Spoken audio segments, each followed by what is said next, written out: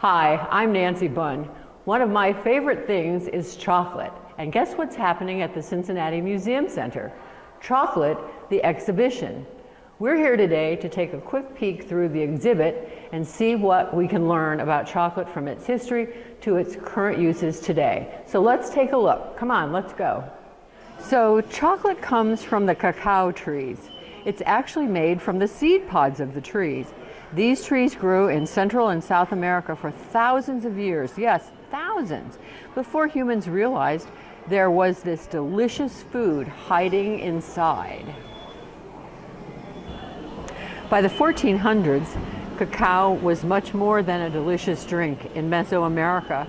It was also used as money and as offerings to the gods.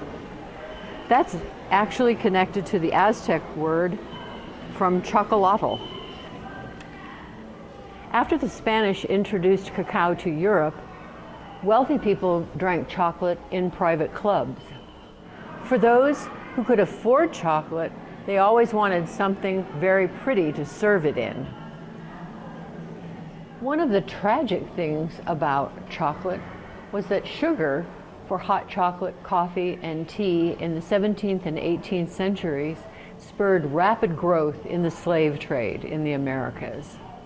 There's so much more to see in this exhibit, especially how chocolate was introduced into the Americas.